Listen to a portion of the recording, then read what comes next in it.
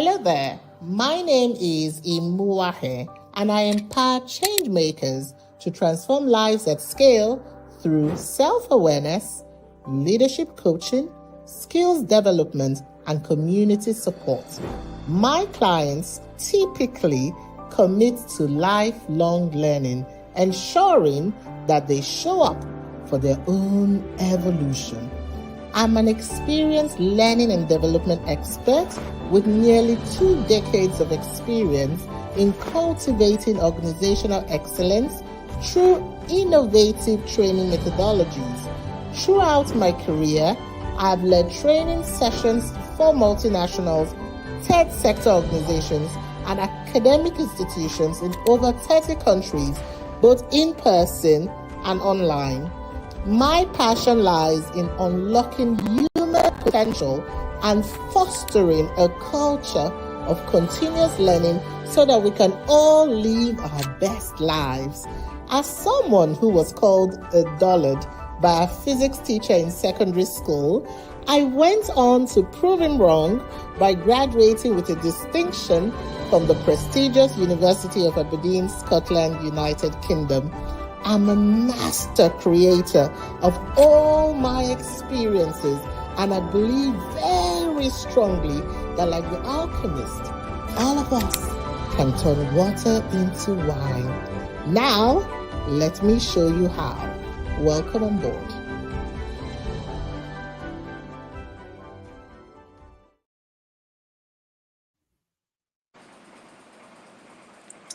All right. Hi, everybody. I'm super happy to be here. I'm happy to see John. I'm happy to see Isimeme. I'm happy to see Ogaga. So I have all my friends with me, and we're going to be talking self-awareness. I'm going to let them introduce themselves when I call them up. But I can guarantee you that I have, with these 3 people, if you're on a self-awareness journey, you're definitely in the right place. I am very inspired by them. They say they're inspired by me. So the feeling is absolutely mutual. I'm just going to, my name is Iyoha, if this is your first time joining, and I am extremely passionate about finding yourself, finding your purpose, personal development. And I do feel that the foundation where personal development sits is self-awareness. Man, know thyself so that you can know the universe and the gods. So today we're going to be talking about leveraging self-awareness for career growth. How do you, for example, like myself, choose a lifelong career that is a fit for you based on your strengths, your weaknesses, your personalities, etc. So I'm just going to go straight to it. And because I am female and I like to see women thrive, I'm definitely going to start with Isimeme. John is already smiling. Of course, that's what I'm going to do. So, Isimeme, first and foremost, welcome. Thank you for being here. Introduce yourself and tell us what self-awareness means to you. What does it mean to be self-aware? Where do I start from? Good evening. Well done. Well done, Precious. Well done for doing this. And thank you for taking a bold step to do this. So my name is Isimeme Whyte. I'm the founder, the Chief Innovation Officer for Juniors Up. And basically, we're a human capital development organization. And this area is one area that I've always been very, very passionate about. So if you know me very well, you know anything that has to do with self-awareness is like touching the best part of me. So for me, self-awareness is just, in my own simple language, in my own understanding, is just knowing who you are, being self-conscious of who you are, having a clarity of who you are, having an overview of yourself. So overview of yourself can be like your strength, your strength and your weakness. And self-awareness also help you to be more intentional about what decision you need to take. So self-awareness is deep. Self-awareness is beyond just knowing you. It also help you understand what works for you at every given time. And most importantly, why self-awareness is very deep is actually skills that help you navigate through life. So there are skills that help you make an informed decision because you already know who you are. And most importantly, I see self-awareness as a major tool. Listen very well. TWOL. I see self-awareness as a major tool for innovation, major tool to bounce back, major tool to to reflect all the time. Again, we those who are very aware of who they are, when they make mistake, they bounce back. When they fall, they know how to stand up again. So self-awareness is just knowing yourself, that self, knowing that self, knowing oneself. So knowing yourself, knowing your mental health, knowing your spirituality, your finances, everything that has to do. I mean, everything about you, from your physical being to spiritual being to finance. So self-awareness is everything. So I see it as one skills that everyone should have, especially for a woman. I'm not saying the men Wow. shouldn't have it, but as it's one skill that you should have for negotiation, for effective communication, for you to just, enjoy life. So self-awareness is, I can continue to talk about this because again, a lot of things can come out of this. Self-awareness will make you make perfect informed decision all the time. Remember, if you forget anything I have said, but don't forget that self-awareness will help you navigate through life. I think I will stop Hmm. there. Thank you so much. You see, Meme said self awareness is deep, and I do agree. And I like the way she said that women should have it, and then she just said men should have it too, because she was trying to be nice. So, Yeah. John, yes, men should have self awareness too. I agree. So, what does self awareness mean to you from a male perspective? Okay, so my name is John Iyoha. I'm a business coach and I talk a bit about personal development. So if I was going to define what self awareness means to me, it would be um, what what works for me, what are my expectations of myself. So in many ways, understanding myself to a level where I can know what I would do in certain situations and how best to conduct myself. So, for example, I was having a conversation yesterday with Andrew, and it dawned on me that up till my 300 level in school, I had not figured out how to properly read because I was following the model that every other person was using to read. I was going to ninth class. Then I discovered pretty, like very late, that I was not a ninth class person. I was only doing it because every other person was doing it. And then when I started reading during the day, I discovered that that was what was best for me. So in some way, everybody needs to take one step back and see that that's all that comprises of my character is this self or is this borrowed? Because many times you just have people practice what is not theirs because they just pick up practices from crowd mentality. So self awareness teaches you to come out of that and then do as you are best molded to do. Yes, Hmm. for Hmm. men, Yeah, not great. not Hmm. for And women. I mean, John, it's spot on because when you said, is it self or is it borrowed? I thought that was very deep. Just going to Isimeme's point on self awareness is deep. The way you are showing up in the world, is that you or is it borrowed? Oh my goodness. Are you wearing a mask or are you being yourself? I'm already getting excited. It looks like this is going to be a fun 1 hour. Oh, Gaga, what does self awareness mean to you? What is self awareness in your own words? Thank you so much, ma'am. So good to be here. I I am a bit worried that I'm pitched between Isimeme White and John this evening. I would have declined. Joking anyway. Thank you so much. It's always a pleasure having these wonderful people around. For me, I will take it from this point. In 100 level, we did philosophy and logic, and one of the things I picked from that class was a statement from the Oracle of Delphi: "Man, know thyself."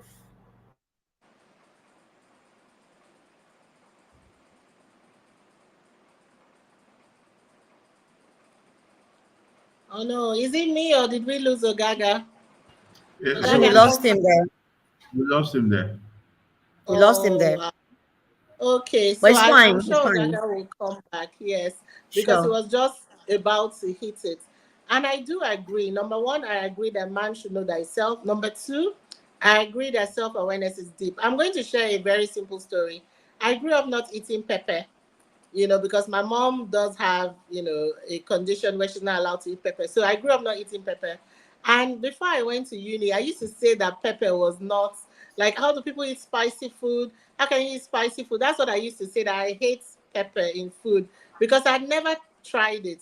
And then one day I went to the market to, I took my tomato there, but it turns out that they didn't wash the meal properly.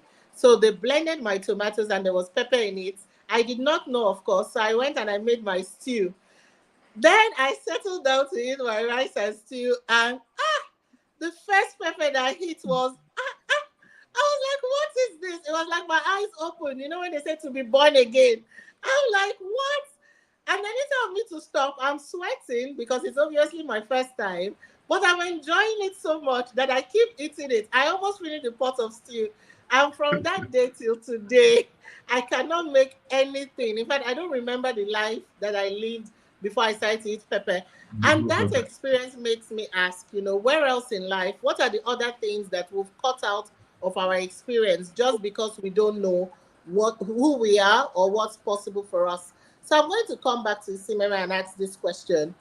When do you think is the first time that you felt authentic? By that I mean, when did you wake up to yourself? I'll give a quick example just to frame this. I went to a boarding school, and of course, everybody wanted to fit in, and I've always been an outlier. So anybody who knows me from say over for almost 40 years ago, they will tell you that the way I am now, I like to stand out. But in secondary school, your teenage years, everybody's trying to blend in, and I'm trying to stand out. It was very confusing for me. Sometimes I tried to blend in, then I would hate myself for it.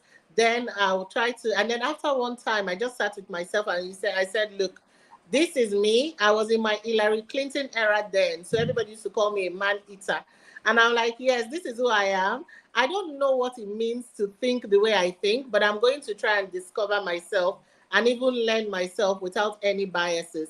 So when was the first time, Isimeme, that you just realized that you are a unique being and yourself is important, like who you are matters? I think it started from childhood because I grew up in an estate, and the estate I grew up in is a mix of the rich, the very very average, and the very very poor. So of course we're not the rich, we're not even we're not close to average.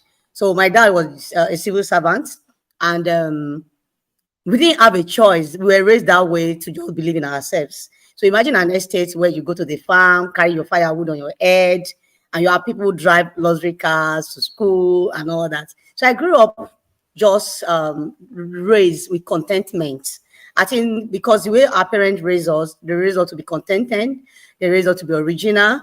So I think, again, I think from childhood, from that, I think before I got to puberty, I grew up with so many uncles and aunties, and I think it's from there. So I can't say specifically what age, but I know my early days, I had early exposure. When I mean early exposure now, I had intelligent conversation with those who are far, far, far older than me. I had early exposure to traveling. I traveled a lot, spent holidays. When I mean traveling, I'm not talking of going abroad early, but going from Lagos to Ibadan to Edo, travel around. Then, of course, at the 100 level, I also had an opportunity to also represent Nigeria. But at the point I realized that this is me, regardless the way I speak. I joined choir. In fact, I got myself involved in so many activity, extracurricular activities. I got myself involved because I just wanted my voice to be loud. So Even when I joined choir those days, the choir master didn't let me sing. And after 3 years, I packed my load and left. But that didn't stop me. I was just that child. I was hungry too for knowledge. I was that child. I was just hungry. I just want to be part of everything. And if you know me very well, we say I'm someone who just love knowledge, and which is even the reason why I am available today. So for me, I discovered myself very early, very, very early. And I think I will give that kudos to my parents, allowing us to speak. I have always been a spoken child. So I say a lot of things the way it is. And sometimes I get, come on, keep quiet. That's not wrong. But, I just have this strong will. Correction was part of how we were raised. So I think that early age, and that has been one journey that I don't have regrets. And if you know me very well, I'm authentic, I'm original. I am here because I believe in this topic. Is one topic that I'm personally crazy about. Because if everyone have this, if you have this, you will never remain poor. If you have this, you don't see yourself killing yourself one day. If you have this, you will be whoever you want to become, regardless of whatever anybody says. And that has been my fighting spirit. So I fight myself to be my best version all the time. I fight myself to keep improving on myself. And you're in a world where there's comparison.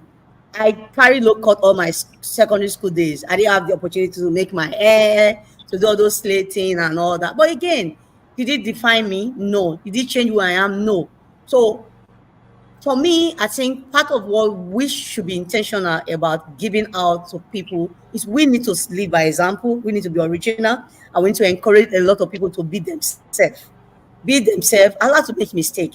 I'm not afraid to make mistake. I've failed quite a number of times. Sometimes I don't even remember the number of times I have failed. But what is that thing that has kept me? Is that mindset that what I'm going to bounce back. So that mindset, like, regardless of the expectation of people, I'm not living for people, I'm living for me. This is about me. It's about my own life. It's about being accountable. It's about being um intentional about my growth. So that has been my motivation. So I'm a self-motivated individual. I motivate myself a lot. I tell myself, I fight myself all the time to be the best version. And I remind myself, I remind myself all the time that I'm grateful to God for where I am. So that's consciousness of self-awareness, of being mindful of your journey, being mindful of where you are currently is very, very fundamental for me. So again, be Wow. grateful. Be grateful, practice gratitude all the time, regardless. So I'm currently somebody's prayer points. So why should I be down? I may not have achieved all my dreams and everything, but come on, I'm just happy Yeah, and grateful. I'm not in any competition with anyone. So that's absolutely. part of me. So we need to keep reminding ourselves of all of this. And I think being you, being original, just let it sink in your mind all the time. This is so exciting, Isimeme, and I mean you've summarized it so well. So many nuggets. Please, if you are listening, I hope you are writing down. People like to just listen, but I like to write down because somebody might say something that will be helpful. And I saw that Obehai just said can relate to the pepper thing as well. So that's very interesting. Mr. John Iyoha, when did you realize? Was there ever a time, were you always, self-aware like Isimeme, you started early? Or was there a time like me that you were so lost? I remember one time when I got into uni, I shaved off all my eyebrows. I was not sure whether I wanted to be the blondie. I was doing blonde hair. I wasn't even just sure how I wanted to show up. Was I going to be Margaret Thatcher today? Or was I going to be girly girl? Like, which one am I? Especially since I didn't even like pink, which is the stereotypical color that women are supposed, like, I actually hated pink. Mhm. So I don't know if you had something similar or you've just, right from the jump, you've always known who you are. So please share your story. Okay, so I had no idea. My parents had newspapers every day. So my dad used to buy Vanguard, 48 pages, and tell us to go and read. So every day I used to have to read Vanguard as a child. Yes. So there was Vanguard. My father would buy encyclopedias. So this opened my mind to a whole lot of knowledge. So from a very early age, I knew capitals of all the countries in the world. Like my father Mm, made sure that we were reading stuff. So in mm, some way, that made me feel like I always had knowledge to share. Okay, mm, so that helped in developing me. So my dad did this where every time we gather for family devotion, every child must have something to share. Oh, I mean, is it that what did the Bible say? What you have read, what does this mean? So we always knew how to speak from a very early age. Now, at this point, I did not know that I was going to end up being a coach, trainer, or public speaker. But again, one of the things that helps us in self awareness is that you have to practice. You have to find yourself in the field. So you would not find yourself by just being in your house. You would find yourself by experimenting with a few things. So as much as my parents affirmed everything that's affirmed all the skills that we were having, and we had quite a lot of them, but it was left to me to get to the field to discover self. So one day, at the end of my youth service year, they told me, they said, "Oh, because you people are about to leave us, somebody should come and share about career development." Now, it dawned on me that the moment they mentioned this, I sort of knew what they were talking about. I mean, how to start mm, your career. I had not started, but they were looking for somebody to talk about it. So that day, I went back home, did some learning, and the next week I came and then I shared. The feeling I got from public speaking was like nothing else. I'm in front mm, of people, the way I spoke, everybody was saying they have never heard it like this before. And the way I mean, the way you communicated, your expressions. So from that moment, it dawned on me that public speaking might be something that I'll be interested in. So I experimented on that again and again and again. And let's say I became more aware where my journey was leading me. So something that I would take out from this is the fact that you discover yourself in the field, not in your house. Because a lot of people talk about self awareness almost like it's just going to dawn on you mm, while you are sitting down. And from my experience, it is not so. It is that while you are trying to serve, meet up with people, be a more valuable, useful person, that process of discovery will happen. So yes, mm. that's my story. Yes. Oh wow, you will discover yourself in the field. You've somehow gotten to the third thing I want to talk about, which is finding your purpose. I And that's so apologize. exciting. Well, thank you for being ahead of the class. Oh, Gaga, I was so happy to. This is getting so interesting. I don't know if I'll be able to let you people go. I'm already having withdrawal syndrome, so I'm not even left. Okay. Um, oh, Gaga. So yes, how? When did you realize yourself? When do you feel like you came into your own? And whether career wise or just personally, and you knew that this was Ogaga. And was it a simple journey, or it's something that you're still on? Okay, thank you so much, ma'am. It's good to be back. My life is, I would say, it's a miracle. And when John was speaking, I had my dad to thank for those shots. My dad died when he was 39, and but I would say that my dad set me on a trajectory of success. Now, Mm, my dad would ensure that I have newspapers to read. In fact, I was very angry at age 7, 8, 9. I'm asked to read Tribune, Daily Times, and I'm wondering what's my business with the issues in Nigeria. But to be very candid, it aided my grammar and also my writings. I found mm, out that I could just spell words in class that my mates don't even know they existed. So I have my dad to thank for, though he stayed for a short time, for setting me up. And again, I had the gift of mentors. I am not afraid to learn. In fact, I am not a coach. I'm going to get there soon by the grace of God. I am a life student of leadership. I live my life to learn. And I've understood that in learning, I get better. So I set myself up to learn. In fact, I had a very funny experience in 2019.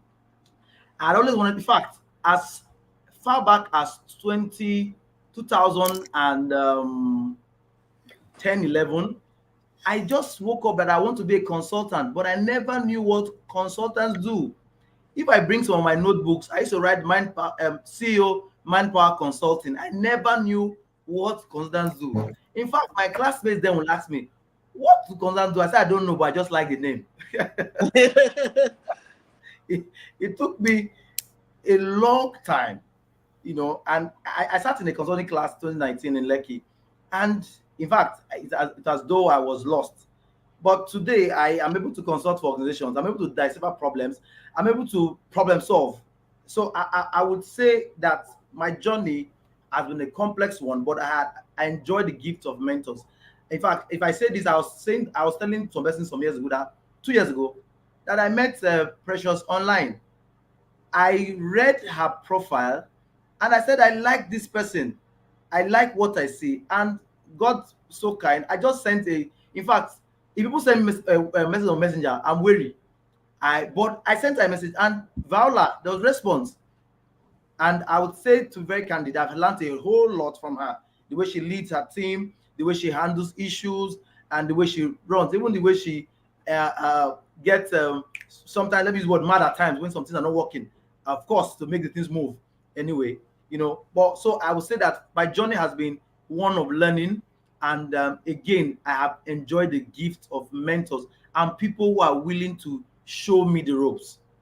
And again, I'm not entitled in my I'm not entitled. It's ingrained in me not to be entitled. I'm not entitled. I'm not entitled to your time, to your money, to your resource, even to your materials. Thank you so much.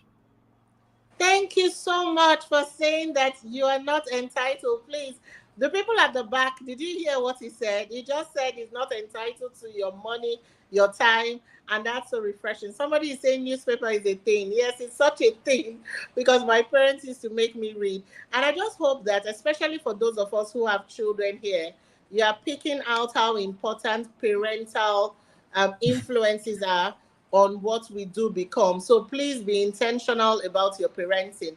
Now, I want to go to the crux of the matter because we have somehow gotten here. And just to let everybody know, usually when I come to do these things, I just allow spirit lead. So I flow with it. Now, and each time I'm looking for what is the purpose why we have gathered. And I think for this particular session is for people to be able to discover or realize their purpose. Now, I'm going to share a bit of my own story, how I realized what my purpose was, and I'm going to hear from our speakers. And my hope is that you would be able to, after now, sit down and start to live purposefully. So for me, I was the kid who, from age 6, I'm very outspoken and I'm seldom afraid. I didn't know that I was seldom afraid until I gave birth to myself. They took a zoo to my children's school. When I found out, when I saw the time to look at the teacher's message, I was panicking because there were also pythons, and I said, "Oh, don't let my daughter." Before I could even finish typing, the teacher sent me a message of my 4-year-old with the python on her neck and smiling, "Mommy, see." So before I could project my fear, the girl had already carried the python, and I was laughing, and I still have that picture. That's exactly how I was as a child. So I'm seldom afraid, even till now. That I'm seldom afraid. I like to dare.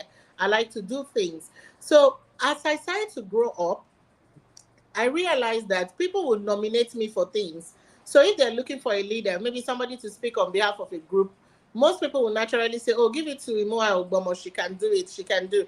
So when I got to school, when I went back to England, because I finished school and I started off in investment banking, but I was not fulfilled at all. But because I have an excellence mindset, I was doing well. I was mobilizing deposits for the finance house. I was doing all the things I was supposed to do, but I wasn't fulfilled. So I went to study management, innovation, and change, and that was code word for I don't know what I want to do. So I didn't study because I was being intentional. Let me not just lie to you. I knew I did not want to do an MBA. I knew I didn't want to do, okay, innovation. Sounds very vague.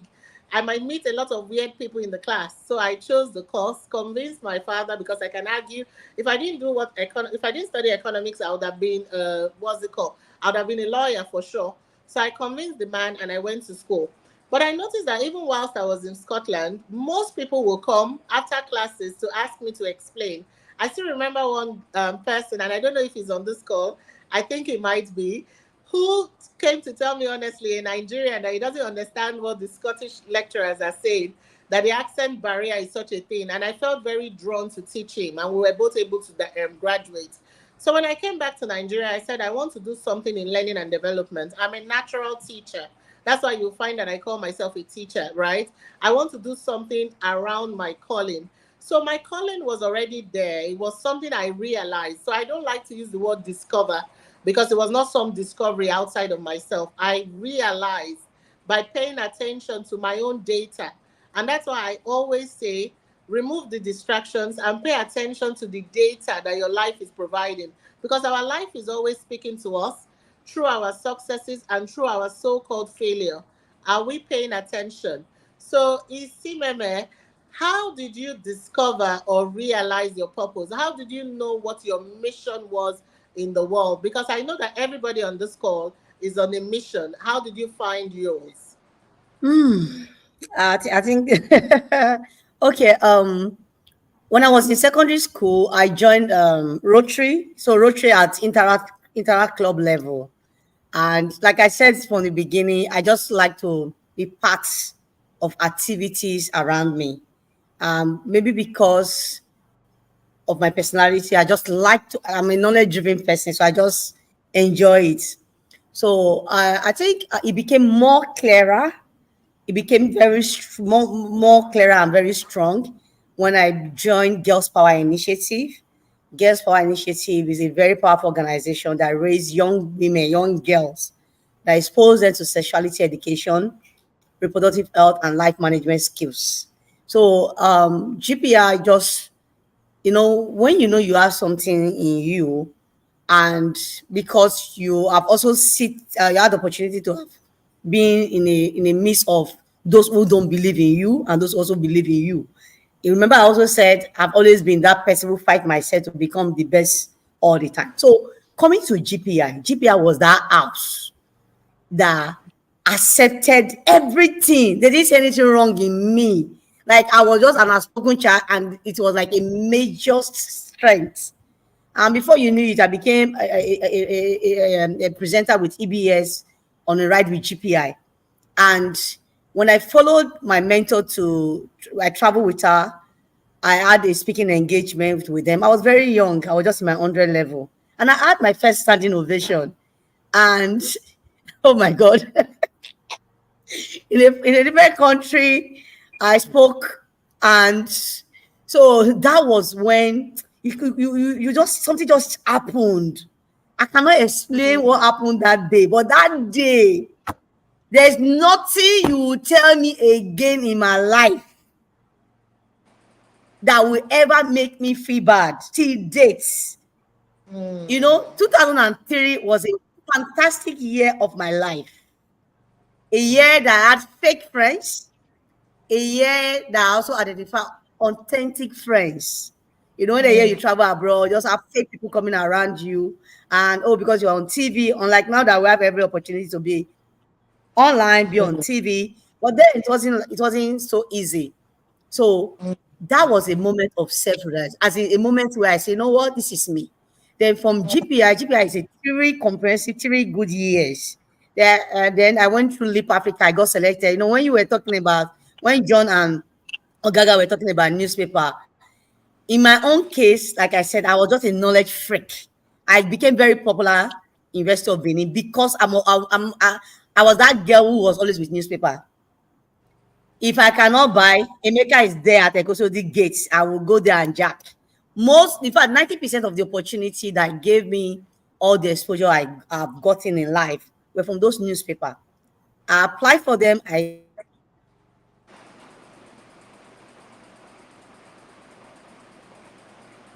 oh, congratulations, Isimeme, you have been selected. Ah, my hair will just start feeling big and all that. I applied for Leap Africa, I got selected. I applied for British Council, I got selected. I applied for Kudurat Initiative for Democracy, I got selected. So as I was just applying, Aston Mota, I applied for that, I got selected. There was nothing that I applied for at my early age I didn't get selected for. So that was the moment that it was like my eyes were opened. And one of those one powerful thing the training did for us, they make us develop our personal mission statements. Leap Africa made it happen, GPI made it Mm, happen, Kind made it happen. The British Council made mm, it up. It was a compulsory curriculum. Imagine me being in a class, mm, repetition, over and over.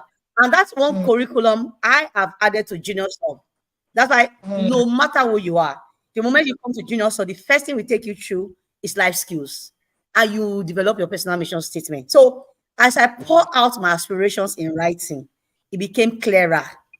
At the moment I was doing this, it was like God was just before me and said, "See, man, ask me for anything. What do you want? In mm, education, in finances, in relationship with him, in marriage, in parenting." I just poured out my aspiration in writing. And having a destination in mind of what you really want. So I don't get distracted. Everybody, I have friends who are already successful from universities, who had cars, who are everywhere. But when you know what you want, when you see the mirror of your end, like this is what I want for myself. So it helped me streamline all my aspiration, all my energy towards what I want. So that is why everything I do, those who know me very well from university days, they will tell you this is Isimeme. Isimeme have not changed. This is all I have done. I just want to impart. I also want to make money, genuine money, make money, help as many as I can help. That's why I call myself social entrepreneur, because I feel impact without money is useless. So I'm that mm. who is very hungry to make a lot of people billionaires. And while you do that, at the same time, lives are being affected positively. So that was when I can confidently say, this is Isimeme White. Then I used to come and say, Isi Lucy Ejodame. Until one fine guy came with my buy price. Now, I'm not Isimeme White, that kind of saying.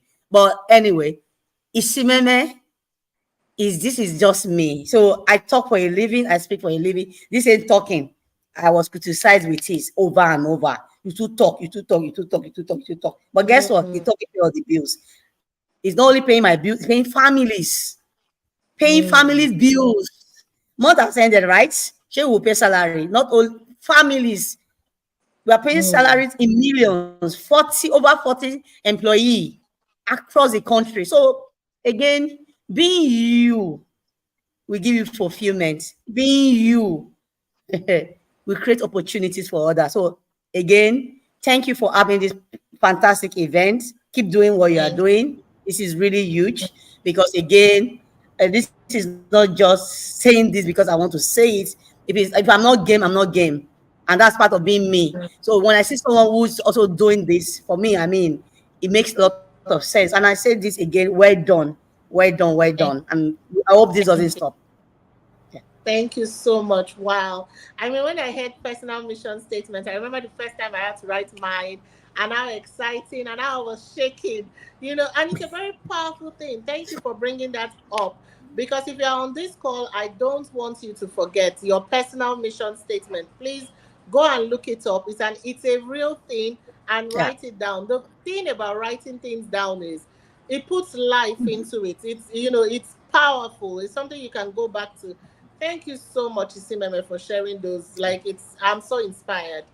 In 40, like she's employing people across. Oh my goodness, that's amazing. In fact, we Well just done. even launched our office in Rwanda. So, I mean, talking pays my bill. So, being you all the time makes sense. Just keep being you. Just keep being you. Wow. Yeah. So imagine if she was not herself, how many people should be robbing of opportunities? Yeah. So John, I have to come to you.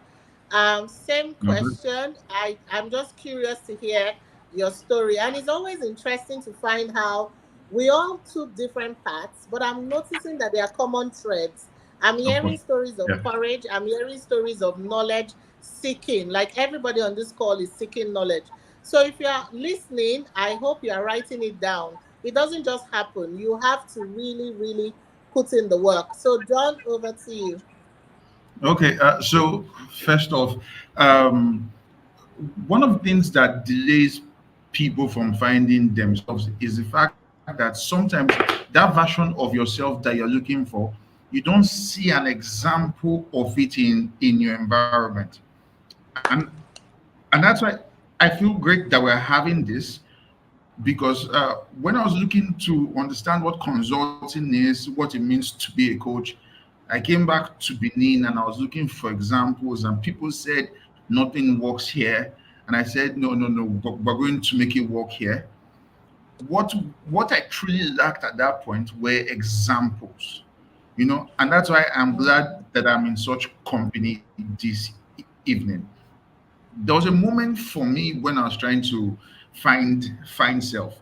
It was one day we were on a project here in Benin, and they were asking for who was going to train these people, because it was supposed to be three people on a project. We're supposed to train 100 people for the CBN and the office of the first lady. At this point, I was already talking to people about business.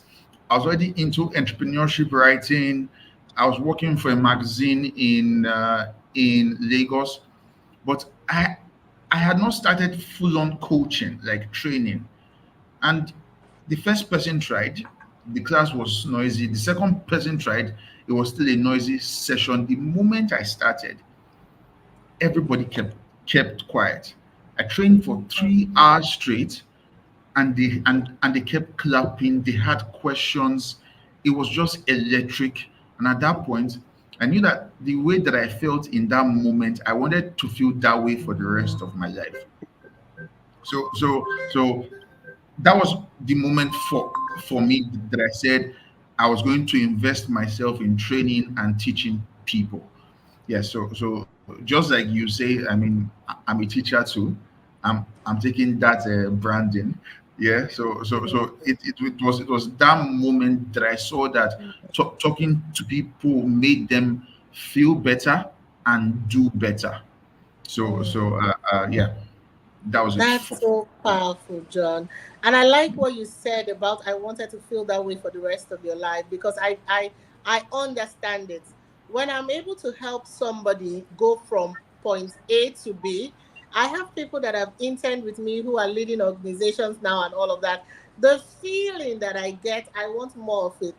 Yeah. It's almost you want to feel that way often. You want to go back again and again and again. And almost I also like something that Isimeme said about impact and money. We'll talk about that hopefully before we close. But I like what you said about that feeling, the feeling that you get, the feeling of satisfaction that you get when you're living your purpose. I want to emphasize that because often people say that, does passion pay? Does I want to follow my passion, it doesn't pay. So we'll round off with that. But the feeling that I get, how fulfilled I am in my purpose and in my moment. I don't want to live any other life. I don't want to wake up any day and I am not doing exactly the things that I'm doing now. It adds to your life, it adds to the richness of your experience, and I'm so grateful for that. So, Ogaga, what's your perspective? How did you find your purpose? How can somebody on this call find their purpose? People are listening to us and thinking, I mean, you people are probably set. Well, my own case is different. I also want to highlight something that John said, and I talk about it in my book, which is pioneering first. If you are the first person to do some things like me, more than 90% of the things that I've done, I'm the first person in my family or even amongst my friends who will be doing it. It can be very lonely when you don't have examples. So if you're an outlier, you are weird, you are a pioneer, and you're listening and you can't find examples, what do you do? How did you start off? Very interesting. In 2006, I was in 400 level. By the way, I studied law, and when I tell people that I teach they have this opinion that I'm a failed lawyer. And by the way, I made a 2-1. I was the first sixth best student in my class. I have a master's degree in law, and I'm intending to get a PhD soon. I was speaking in Lagos to over 300 teachers, and I told them that I'm a lawyer. And they're looking at me. I said, no, by the way, I did not fail in school. I have the privilege of still being in talks with my lecturers till date. The current dean of law, I was with him some time ago, basically. So what am I saying? If I was a failed student, and by the way, I'm chairman of my class foundation. So if I was so bad, I'm not sure my mates would have said, oh, come and chair the class foundation. So that said, how did I get to this point? In 2006, I was in 400 level. I enjoyed the law classes. By the way, of course, my mom had paid a whole lot of money for me to be in school, and I had to just do well. However, I did not see myself practicing law, going to the law courts, right? And so I graduated, I went to the law school. On the day of my call to bar, I told my friends, your friends determine your future, so you must select your friends properly. I told my friends, Professor Oswazo, Dr. Misan, Francis Oronsaye, and Kola Deni. We sat after the call to bar, and I told them, guys, today will mark my end carrying this wig and gown around. It doesn't look like me. And my friends did not say you are doing a wrong thing. In fact, when I turned 40, one of my friends was my book reviewer, Professor Zole Temere. So to understand that, he was my Isimeme Whyte was in that meeting. Thank you so much, Isimeme Whyte, for all you do for me. Now, my friend, my classmate, and I also recounted this story. So I told them that this is the direction I see my life going to. I did not know what to do with it. I knew I loved to read. I read books from John Maxwell, John Mason. In fact, my personal development books were competing with my law textbooks. If you check my room in Hall 3A, 406 those days, I had law textbook, of course, I had to pass my exam, and I had books to self-educate myself because I understood that I was going on a journey that nobody in my family has gone through. Now, when I got back from youth service, I was confused. In fact, there was no more mommy going to hand you money. Mommy has gotten a lawyer at home, and she expects you to start bringing money home.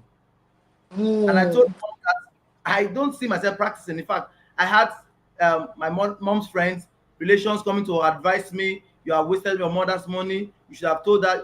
By the way, my mom is a teacher. If you wanted to study education, you just told us they wouldn't have spent this amount of money taking you to the law school and all that, and it was so confusing. When John mentioned that he couldn't find examples, I was in that direction. There was no one person around me who could tell me. In fact, some people who were supposedly leaders told me I had to conform. Your mom is right. And I knew something in my inside was crying for expression. I couldn't hold it, but I knew there was something. I couldn't hold it. When I make money from consulting today, and I tell my mom, I'm teaching right now, she said, go away, go away. You say you're a teacher, go away, go away. Because right now it's making sense at the moment. Years ago, it didn't make sense that you wanted to teach. She didn't find, she could not understand how you would teach, and teaching will give you money. She couldn't even understand. She couldn't understand that you could teach people and get money. When I leave this call now, I'll be on a call with a classmate of mine who's in the UK who wants me to do vision clarity for him. My own classmate. This makes a lot of sense for me with his wife. I was spending 2 hours after this call with them. Years ago, it didn't make sense. So back to my story. So I got back home and I called. I knew you see, one of the things you must understand that when you are in pursuit of purpose, you must avoid distractions.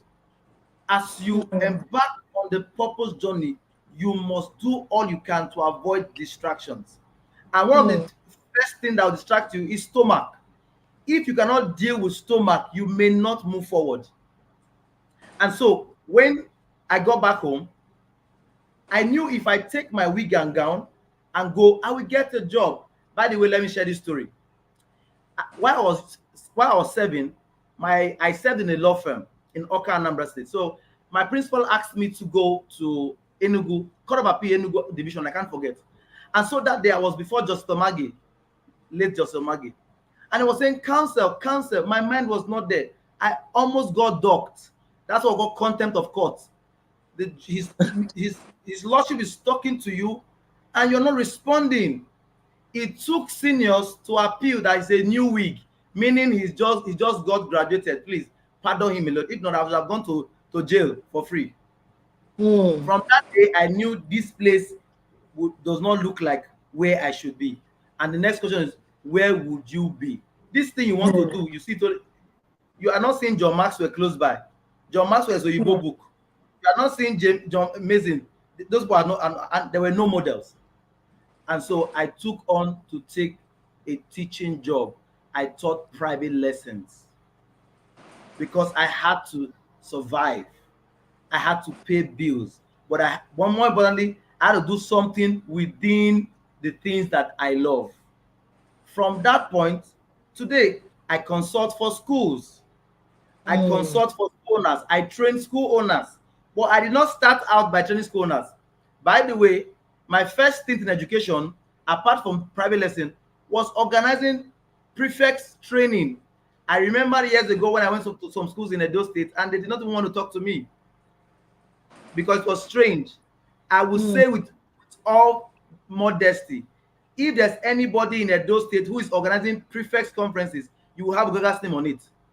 Because when the first time I went to schools to say, I want to bring your prefects together for a conference like this, they don't understand it. All they knew was mass competition, spelling debate, and the likes, not prefect leadership conferences. And I did that for a decade, with my funds and with support from friends and family. So basically, for me, it was one, understand that I was on a journey and dealing with stomach. If you can't deal with your stomach, you may not be able to enter into your dreams. You must understand that you need to delay gratification. Back then in Uniben, my mom would give me money for food, 3,000, 4,000. There's a young man that sells books in Uniben some years ago, Divine Glory Bookshop. I used to window shop. I will check out books that I want to buy, 300, 500, 800, 1,000. The moment my mom gives me that money, I'm going to buy books. Empty your pocket in your head. You need to empty your pocket in your head. I say it again. And can I shock you? These days, some of the things I learned those days are the things with which I apply my trade today. When I go through some of my books, I just get excited. And of course, I document. Some of my books have 2006, 2005, 2003. And they just tell me about the journey. When last year, I was privileged to speak in 2 TEDx platforms. And I remembered my dreams. I remember those days I used to wonder, will I ever be able to speak? Will people ever pay me money to speak? And so basically, today, when it comes, I thank God for it. But again, I remember that it has been a journey. It did not just start this moment. Sometimes people say, I like to be like you. I want to intern. I laugh. Can you go to the journey? Can you handle rejection? Can you handle family meetings where they gather for you and say, and they are crying for you? You have wasted my money. Can you handle that? Don't just like the glory, know the story. Again, I also would not underestimate the power of mentorship. And like I mentioned, I love to learn. The moment I see anybody going my direction, I look out for you. I walk into your space and I want to offer you value. I want to give you value. I want to tell you that I can support your dream. People will not support you if you can't support them. Understand? Let me say this to people that want to get mentors. If you want to attract mentors, go with value. Go and give something. Don't just be a taker. Don't just go and collect. Also go and give something. Rights and duties, we say in law, they go hand in hand. If you want to enjoy some rights, make sure you have duties. Have something you can give. And again, Lastly, you must serve. I understand that you must stoop to conquer. You cannot climb the mountains if you do not understand the language of service. You Mm, must serve your way. You need to serve people. It can't always, another thing about young people these days, you want to serve only your dreams. You want to be CEO of yourself. Life doesn't work that way. It doesn't mm, work that way. You mm, must support other people's dreams. That's how one of the ways your dreams will find expression. You want to be purposeful, look for somebody going your direction and serve your way. Today, mm, everybody wants to be CEO. Nobody wants to be a servant. Everybody wants to be on the spotlight. For young people, younger than myself, I'm 40 by the way, so I'm a bit old, so forgive me. Everybody wants to be CEO, but understand that you must look for somebody who is doing what you like and serve. Today, I saw a volunteering opportunity from Olakun Sorion. It's a paid volunteering opportunity, and I want to take it because mm, with that, I can enter into spaces. Now, let me even mm, share my Jupsa story. When I met about service, when I met Madam P, I knew this person had a lot to offer. One of the way, now am I not on this platform? Did I pay to be here? Now I'm sure a lot of you are watching me. I didn't pay to be here. I serve. So when I met mm, Madam P, I said, "Good. I like what you're doing. I support this project." Years ago, I was doing an exam in Lagos, CIPM exam, and I saw the Public Service Academy in Lagos State, and I was asking myself, "God, can we not have this in Edo State?" The day I saw JUPSA, I said, "Whoever leads this place, I will find my way to support this dream," and that's how I mm. got into JUPSA. And Thank thankfully, the leader we have there is always willing to give you an assignment. Always, if like you fail, if pressure, you fail an assignment today, pressure give you an assignment tomorrow morning, because you need to just get up. You need to just learn. Is it convenient for me? Most times, no. But you. again, that's how you learn. I've had to be in some spaces where I've learned certain things. I don't know anything about public service, but today I can tell you for free. I know a lot about public service because I serve a public servant. I serve in a public organization where a lot of things are done and I'm learning. So your purpose will not drop on your laps. You need to serve. You Mm, need to find serving opportunities, and then you need to swallow your ego. Some of the assignments you may get will not be rosy. You may not get come and speak somewhere. You may get the back end assignment, but trust me, those back end assignments are some of the life things you will learn in life that will shoot you up. Thank you very much. Thank you so much, Ogaga. Like I'm listening to Isimeme, I'm listening to Ogaga, I'm listening to John, and I don't know, I'm like a kid in the candy store. I'm so excited. I want to wriggle a little bit. Just pardon me. And let me tell you this. Two things happening here. There's a deliberate reason when I started Moai.com, I said my speakers will initially come from Edo.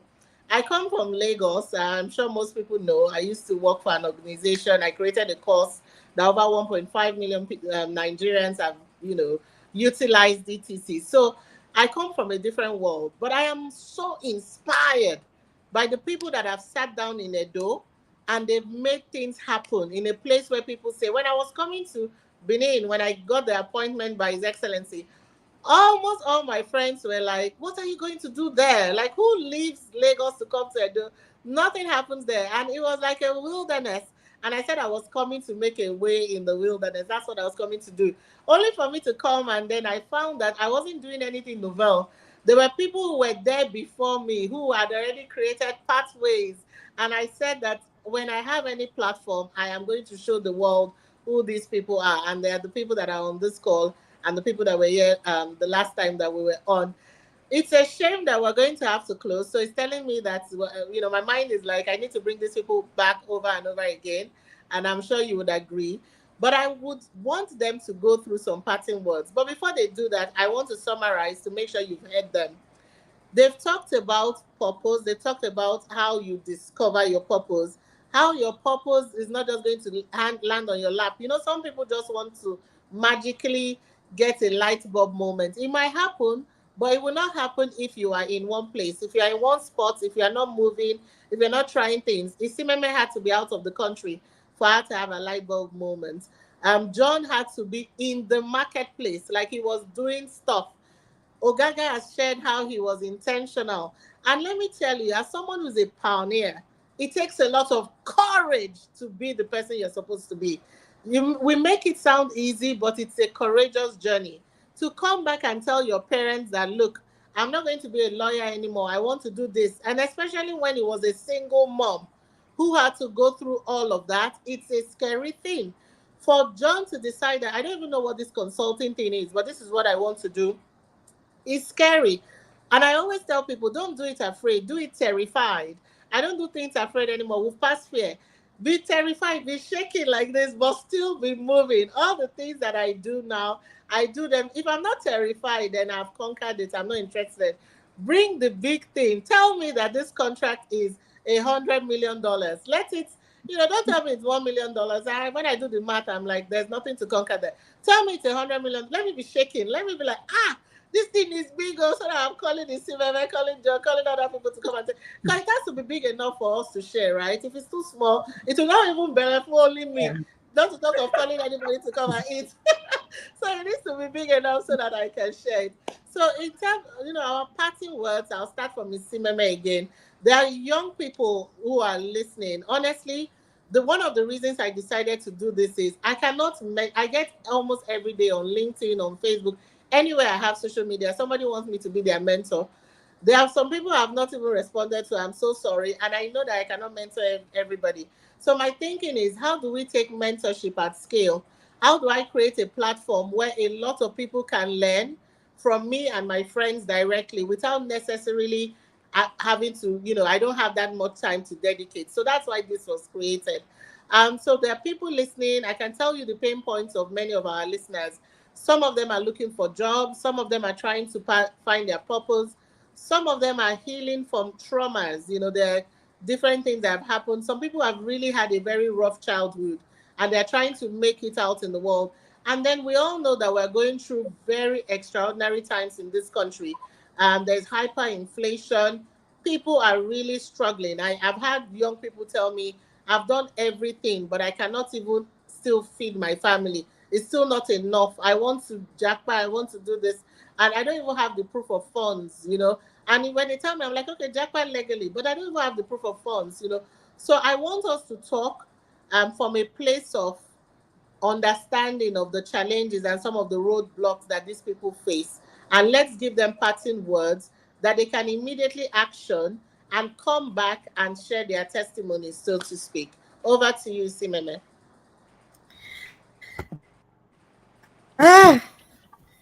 I'm just trying to Yeah. think through right now. I think the first thing I will advise anyone to do, get a note, get a pen, leave your phone, and be Mm, in a quiet mode for at least 1 hour.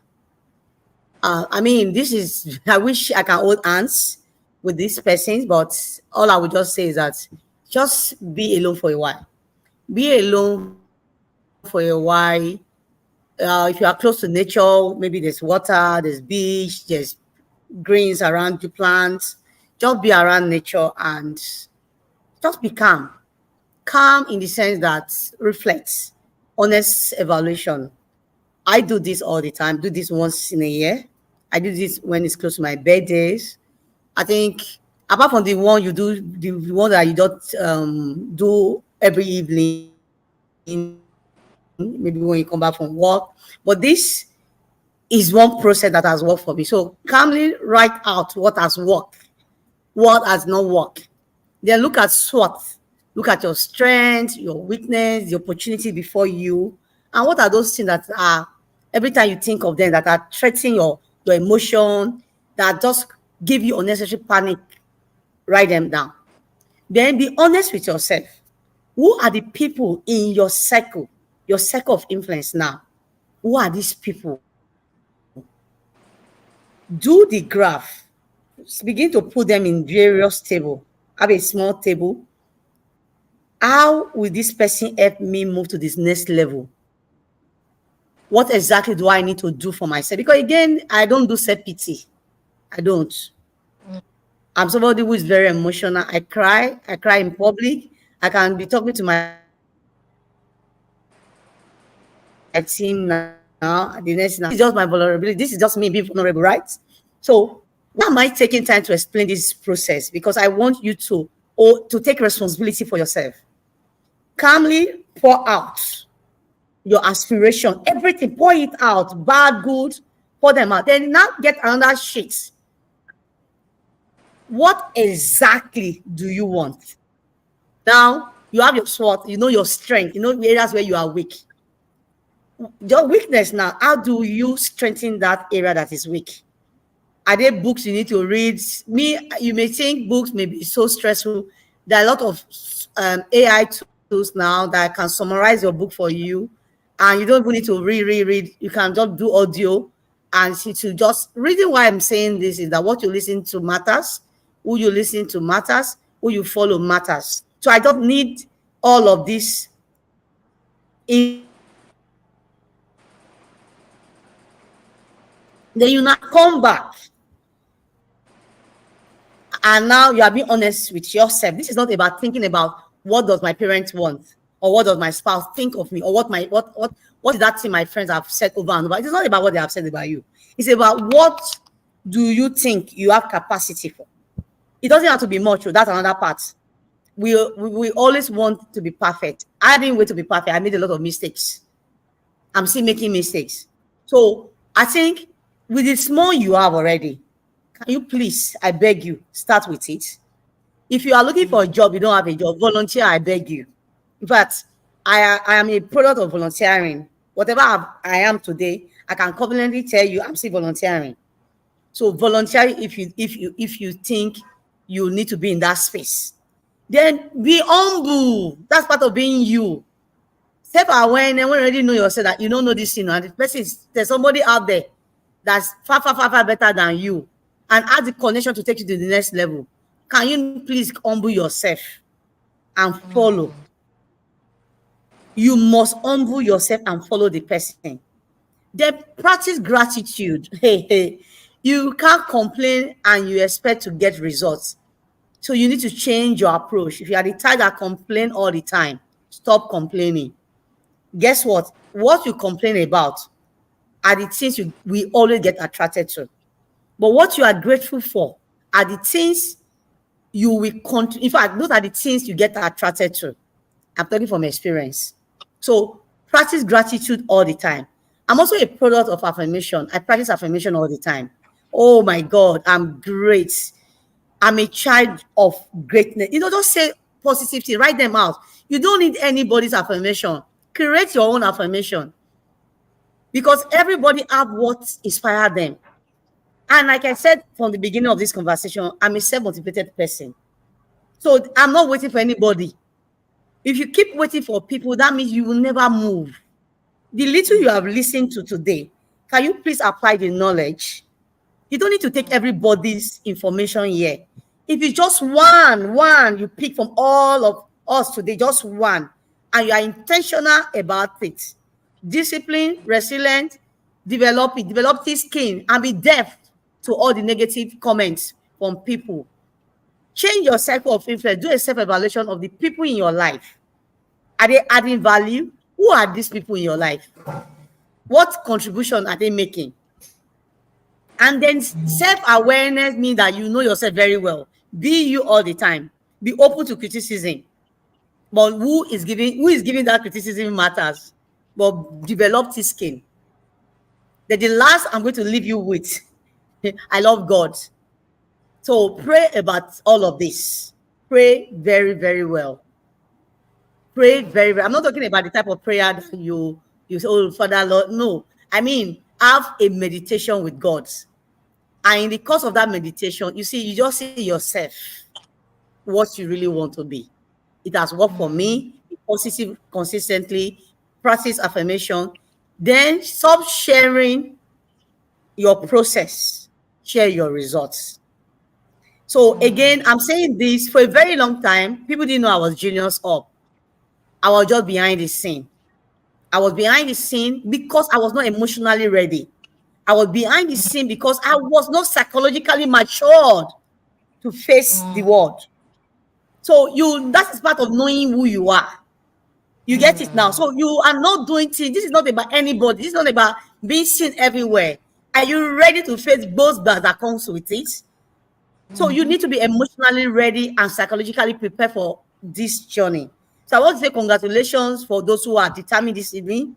I want to say well done. I want to say you are not alone. I want to say that just keep telling yourself it will happen and my time is now. And congratulations again. Thank you for having me.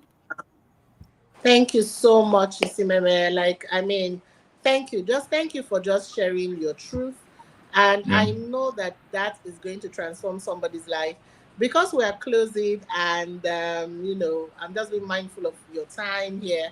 But there's one question. So, John, as you wrap up, I'll just leave you to answer it as you wrap up. So, Richard Okondia is asking, could you please share any ideas on how to deal with the mismatch expectations between a mentor and mentee? So, how do you manage that as you wrap up? Okay. Thank you. Okay, thank you, Ma. So first off, here is the fact that sometimes we desire mentors that should just be our models, because the process of mentorship is has to do a lot with proximity. So you find people who are in Kaduna messaging me saying, "Sir, can you mentor me?" First of all, my schedule will not give me time, and you will not have enough time to serve. So I can watch you and mentor you. So for those of us on this call, you will discover that the best people to mentor are people you can watch almost on a daily basis, because you can help them grow. But if a person is so far, then there's difficulty. Secondly, you are not at the level of competence for every mentor you are asking for. What does that mean? It means that there are some people you want to mentor you, but you don't have what to give them. You don't have the service to deliver. You don't know how to use Microsoft Word, PowerPoint, nothing. You just want them to be advising you, but you don't have the food for where this advice can grow. You have not even developed yourself to be aggressive about your competence. So Hmm. if I'm going to grow you, then I'm going to suffer. And after I suffer, there will be no results. And mentors know this. So sometimes they see you and then they just say, okay, just message me, eh? Because they don't see you. I'm tired Madam of White, this, Isimeme. I'm I've been sorry about laughing, that. laughing, Please, you're laughing. Go okay. ahead, I'm sir. sorry. I'm sorry. So I'm just, I understand what you said. That's why I just started I laughing. know, yes, I yes, know. ma. I understand you're going through this, ma. So many times they see this, and because they know that you're not somebody who pursues after value, they want you to go on your journey first. Now, somebody would listen to this class, and I see this in many trainings. You will listen to a class like this, and then the next thing is recommend materials for me. Mrs. White just said something now. Have you used what we have taught you here first? You find that there are many people who just want to overload on knowledge and implement none.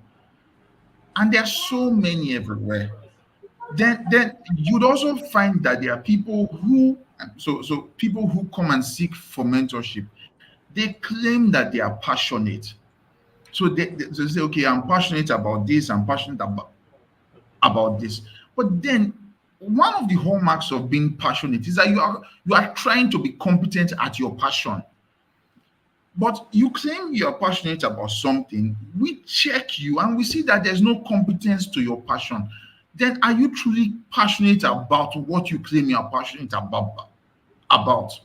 Somebody claims, okay, I'm passionate about public speaking.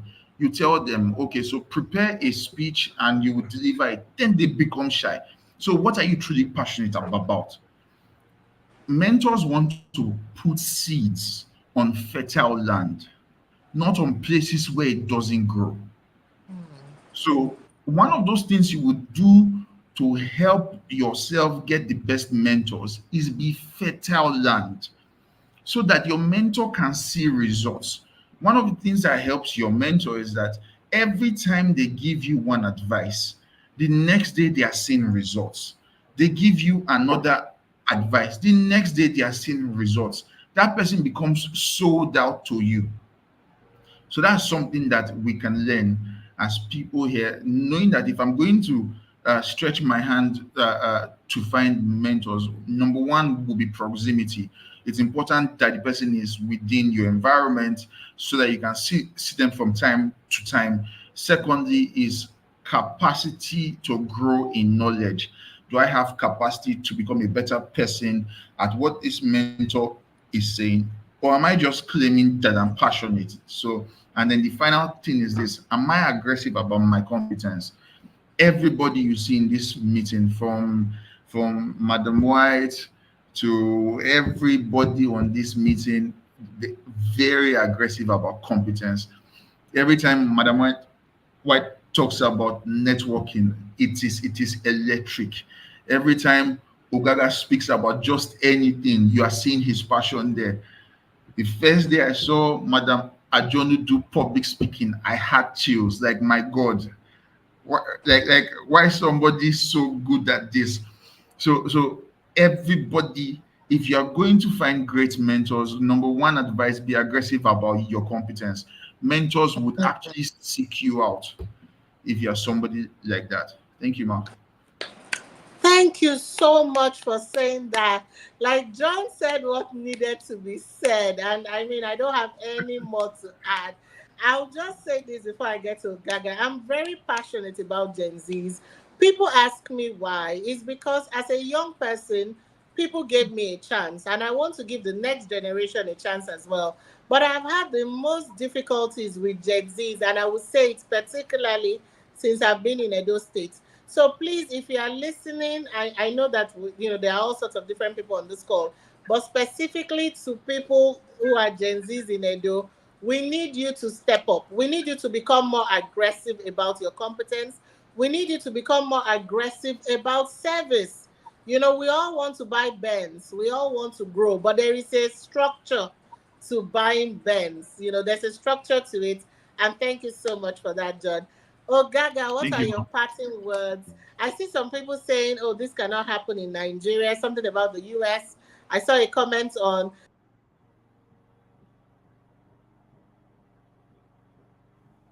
I think Ogaga, you can go ahead. I think we Yeah, lost her Ogaga, please. there. Network. Okay, okay. Thank you so much. It has been an insightful time learning from the very distinguished John Iyoha and my madam Isimeme Whyte. Thank you so much.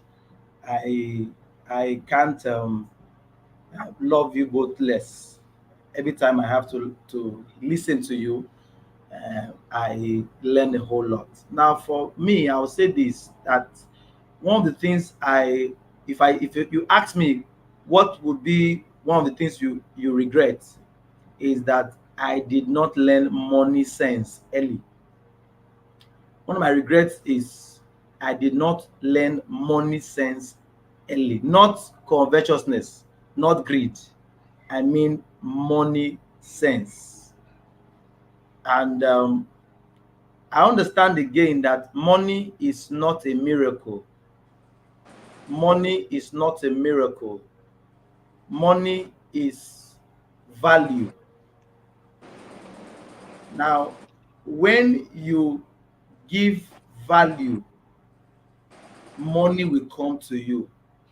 When I taught private lesson was a type of value. When I sit with a school owner who is confused, who does not know how to structure her school, that's another type of value. One of the things I did was to use the known to get the unknown. I'll take it again. From the monies I got from small, small jobs I did, one or two deeds, I knew I needed a level of competence to trade in certain quarters. And so I had to invest in my development. In the height of COVID, I just had a baby. I paid for a course $500 in the height of COVID. My son just stopped eating. And so I told my wife, you have to just stop breastfeeding. I said, we have to increase the breastfeeding, because I had to pay for courses.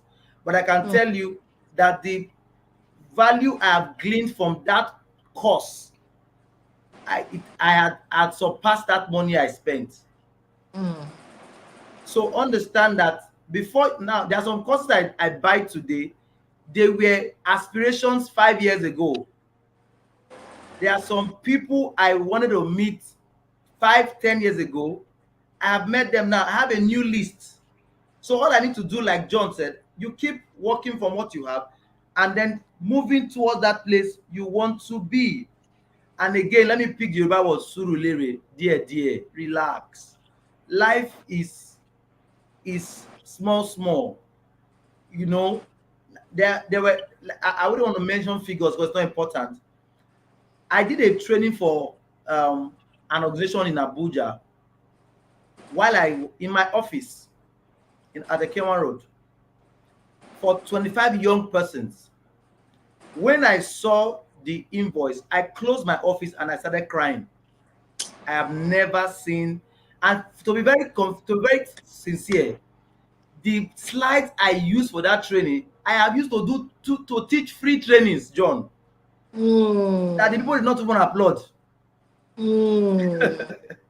The same slide I use in training people. They did not even in Benin here. They don't even tell you thank you. I just Mm. dusted that same slide and I trained 25 young persons. When I got that alert, I had one of the best Christmas. It was in December. Mm. One of my best Christmas. Mm. And I got a lot of darlings from my wife. My darling, my darling, my darling.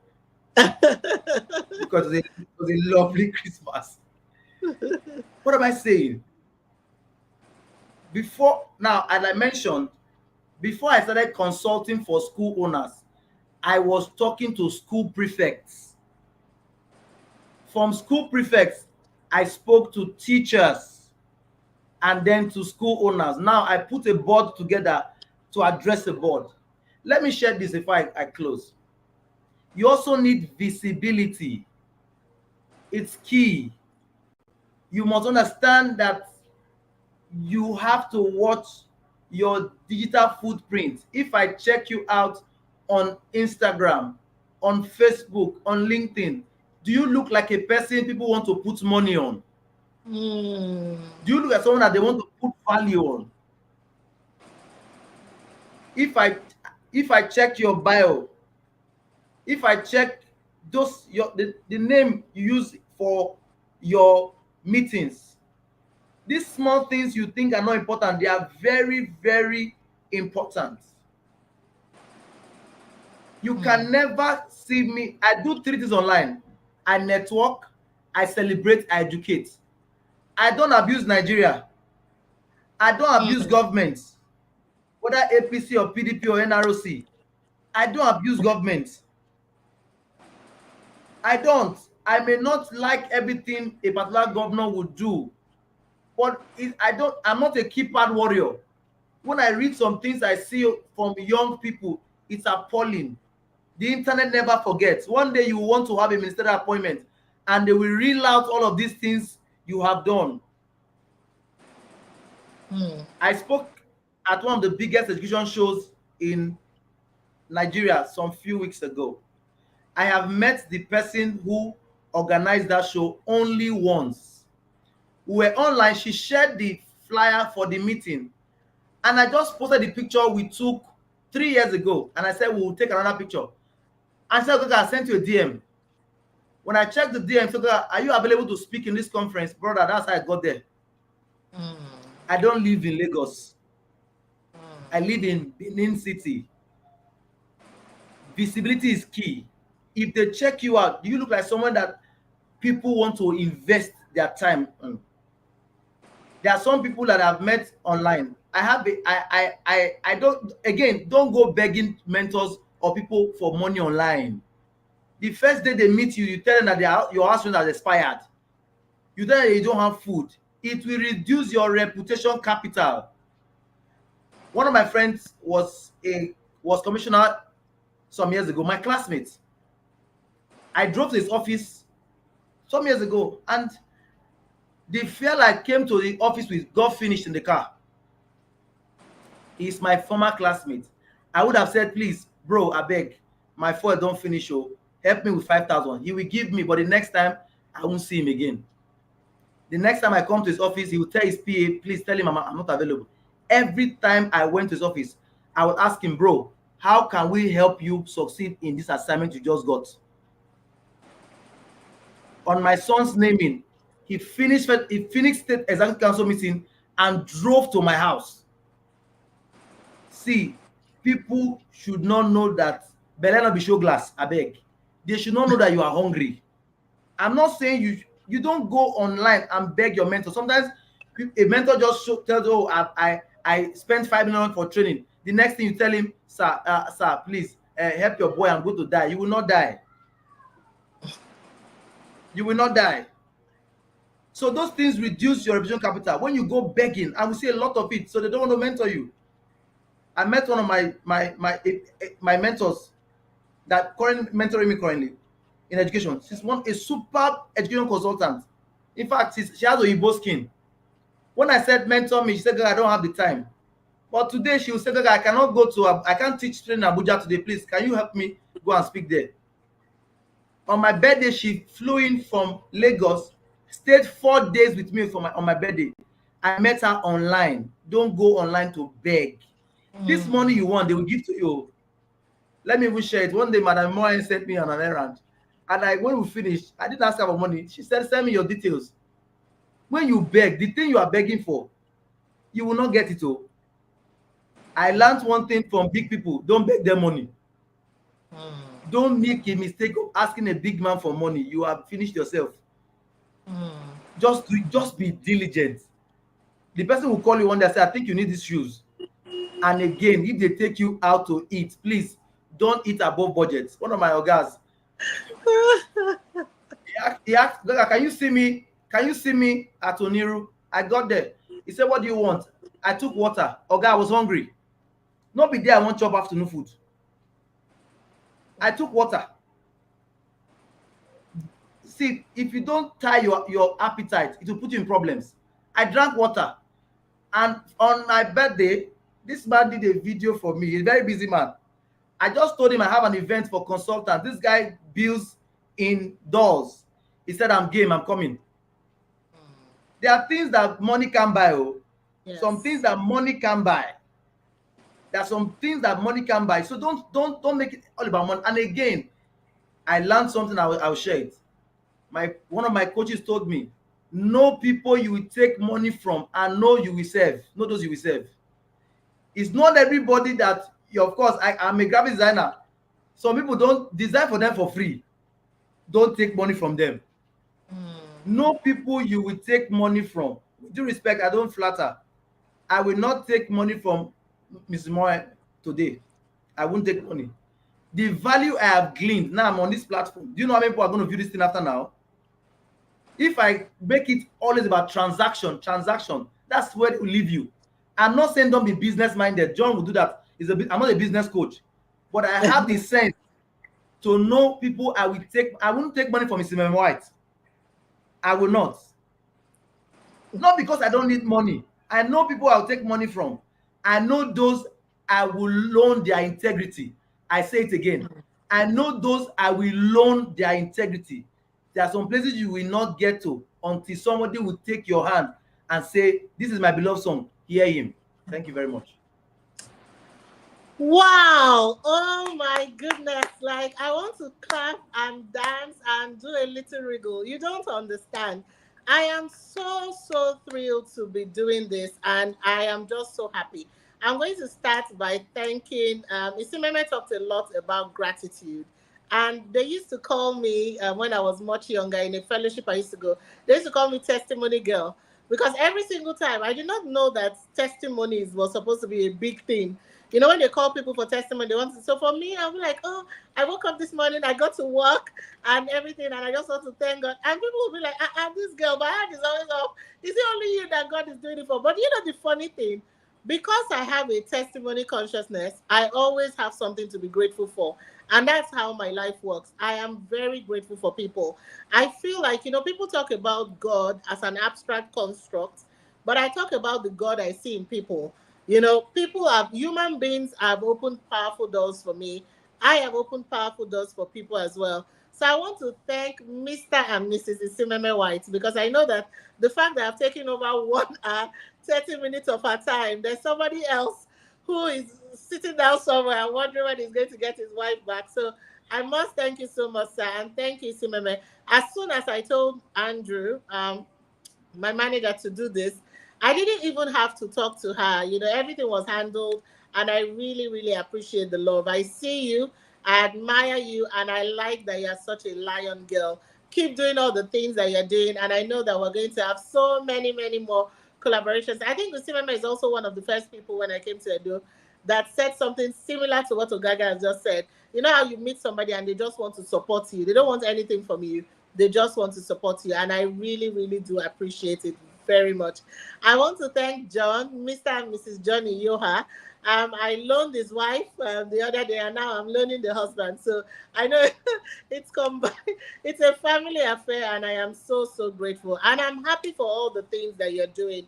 And let me also say this, as a woman who believes in equality, feminism, and all of that. I'm also a daddy's girl, and I applaud the men who not only raise themselves, but are committed to raising the kind of men that can partner with strong women. I admire them. And I know that John has a passion for that, and it's something that I deeply, deeply admire. And if there's any way that I can support that, I am more than happy to. I want to also thank Mr. and Mrs. Ogaga. They've become such a family for me and all of that. I really, really do appreciate. Every time that you are sent on a mission, you really pray that you find people. You pray that you find people like the three people on this call, and you pray that, you just pray that there are other, because what it does for you is it also endorses your message. It validates you, and it tells you that you're on the right track.